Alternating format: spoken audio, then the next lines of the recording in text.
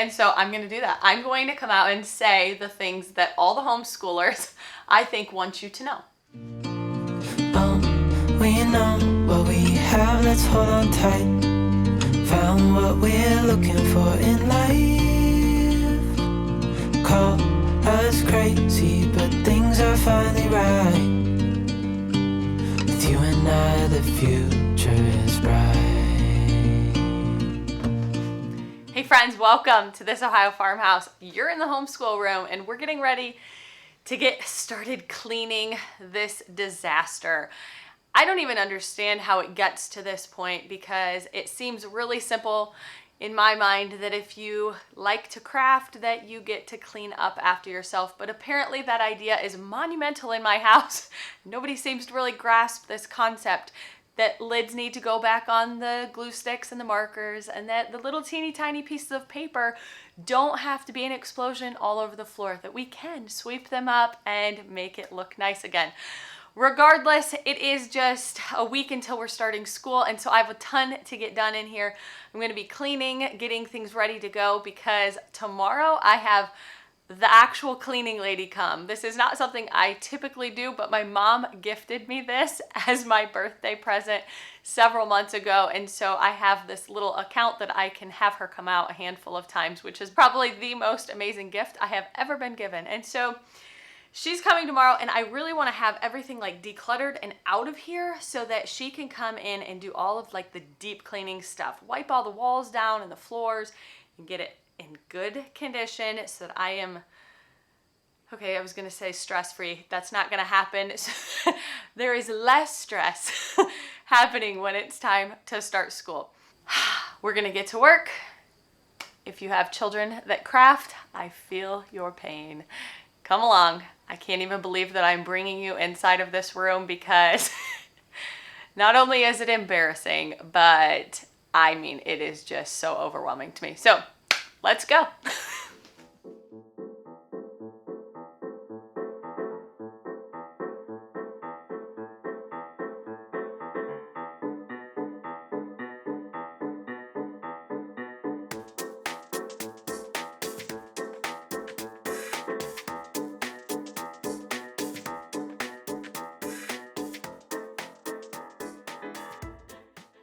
Everybody needs a board with some nails sticking out of it, sitting right on your desk.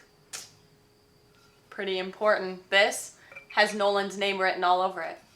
Not literally, but I know it was him.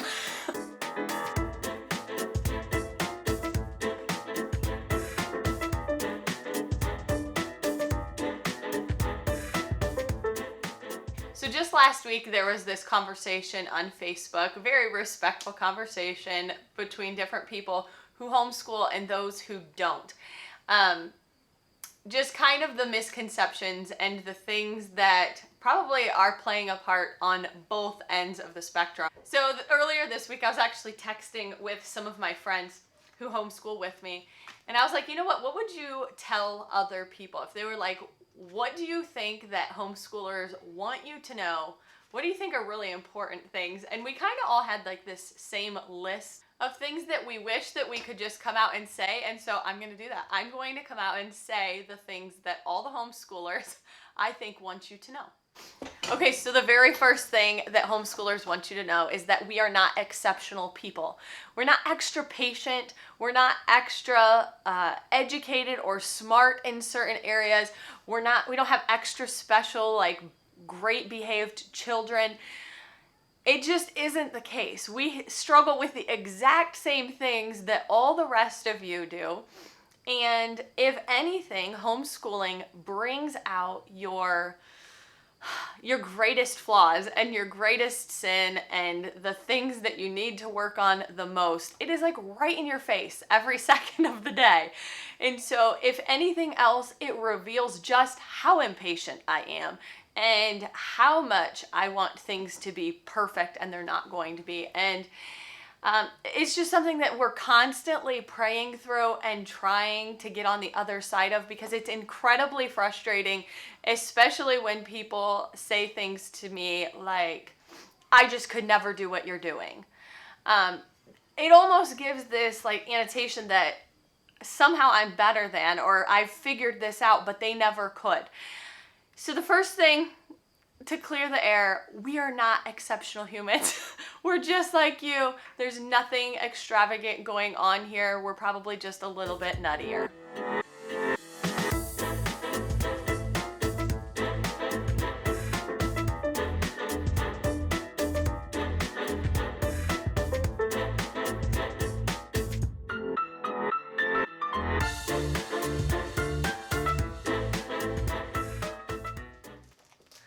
Okay, the next thing that we decided you should probably know is that our husbands don't all make an exceptional amount of money to allow us to be able to stay home. That just isn't the reality. For most of my friends who are homeschooling, the reality is actually quite the opposite.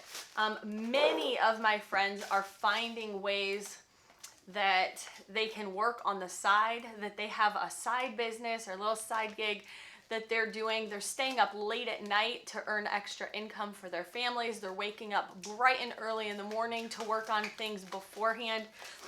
The only difference is that God has laid it on our hearts to be home. And so that just means that we have to make some sacrifices.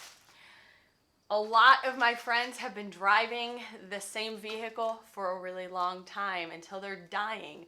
We are foregoing vacations. We're trying to keep our gas bills and our food bills to a minimum. There are just so many things that homeschoolers are doing in order to make things work. It's not just that our husbands are super successful and we're able to stay home. It's actually a lot of hard work because our hours and our days are very long because we're trying to work on the side. So the other thing that kind of goes along with that is that it doesn't have to cost you a fortune to homeschool. There are very expensive curriculums out there. I'm not gonna lie, there are many that cost upwards to a couple $100 just for one subject. But there are so many things that are free. And so it doesn't have to cost you an arm and a leg to do this. There are entire homeschool curriculums that are 100% free. And so it's not something that you have to pour lots and lots of money into, but you can. If there are certain curriculums that you really want to get your hands on, some of them are costly, but not necessarily all of them.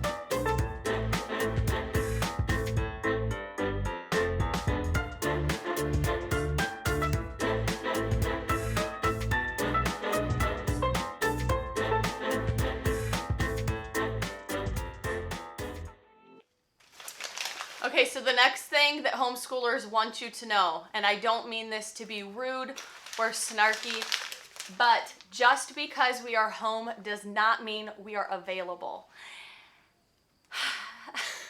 I tried to think of a better way to say that and I just can't.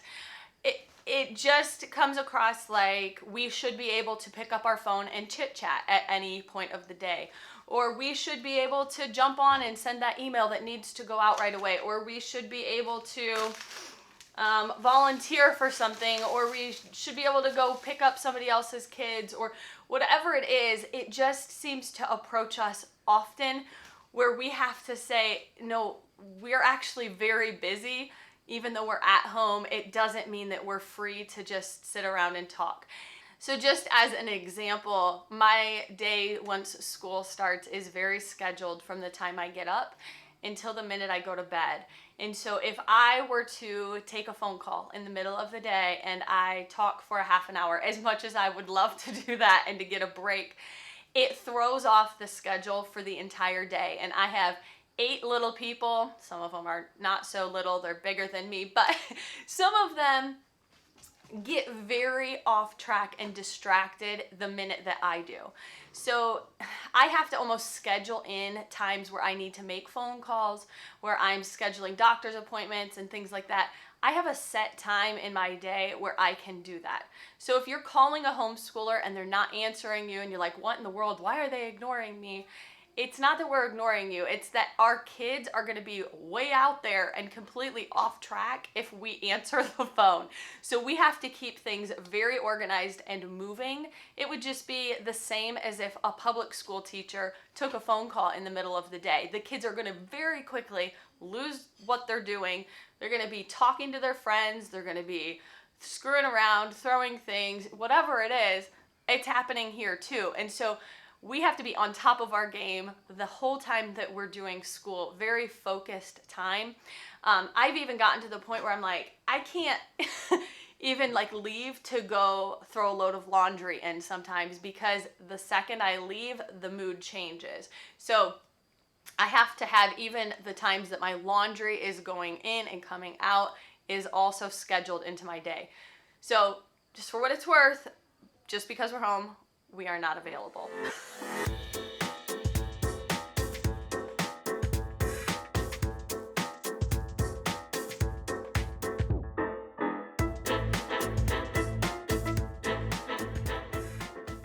We also have a major problem in our house of keeping books actually on the shelf. I don't know if this is the little child that does this or bigger ones, because I just walk in here and they're all torn apart. But one of the other things that I thought of while I'm in here working is that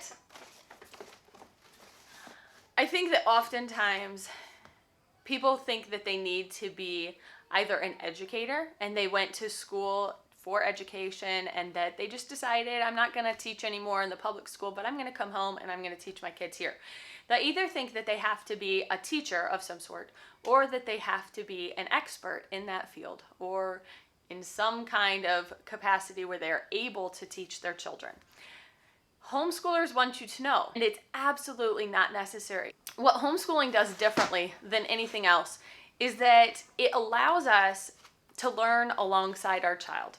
So the curriculum is made, and oftentimes there are videos, or there are an actual professor, they're getting onto a class. Sometimes it's just the book, but we're able to open that and we're able to learn. And so what homeschooling does is that it teaches children how to learn, not what to learn. And so we're learning alongside with them. When I started homeschooling, I would venture to say that I was, one, a terrible writer, and two, did not have a very good understanding of either history or grammar. My education growing up was very poor in those areas, and I did not feel equipped to teach those subjects whatsoever. But when you find a really great curriculum that's written really well, you learn alongside with your kids. And so now I can write well. I know exactly how to put things together, how to make it sound good, how to tell a story adequately. But that's not something that just naturally came to me, nor that I was trained to do prior to teaching my kids. I opened books and we started learning together all of the parts of speech and how they work together and where you put them in a sentence, what makes sense. So I would say that is definitely one thing. You don't have to be an expert. You don't have to be necessarily trained. You're going to learn with your kids.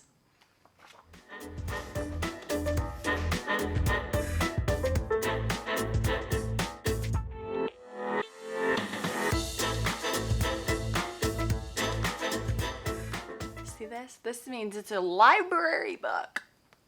Shouldn't be upstairs. Nor should this one. Ah, the joys. The last thing, and probably the most frustrating for a lot of homeschoolers,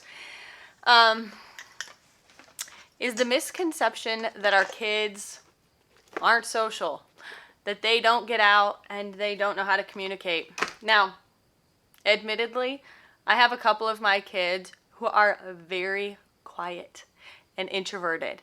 And so if you walk up to them and you say hi, they're a little bit awkward. But guess what? Their dad was also awkward up until about his senior year. And so I don't overly worry about it too much. I think they're just gaining confidence. I have others that are very much, I outspoken and much more comfortable in social settings. They are extroverts. I can't think of any homeschoolers. I actually started a group, and we have over 100 students in that now. And I can't think of a single one of those children that just stays at home every day. They do their schoolwork at home, but if anything, they are more socialized and more ingrained in things that are going on in the world. So when we are finished with schoolwork, we are often going to parks. We're running errands. They're learning how to interact in the real world, how to go to the grocery store, how to have conversations with the people there, how to run through the bank, and how the world works. Every single one of these children plays sports, oftentimes for the public school system. They have loads and loads of friends. They're involved in their churches and youth groups. They're involved in social clubs and interactions all the time. We have more opportunities for socialization than what we can take part in. We have to set limits at some point, otherwise we will get nothing accomplished.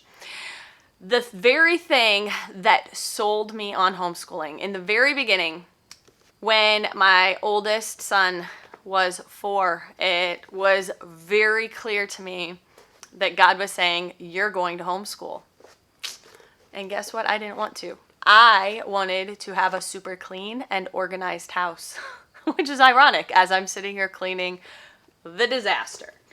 So that calling just never went away. I didn't know anybody that homeschooled.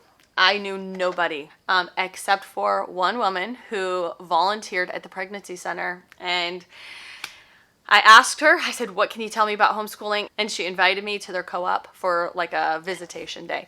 I went there, and the very thing that sold me on homeschooling was the socialization. When I went to this group, the kids were all interacting with each other. I have only known public school. That's it. I actually thoroughly enjoyed school. I was a school person. I loved it. I got good grades. I loved school supplies. I loved the organization of it. I was like all in for school.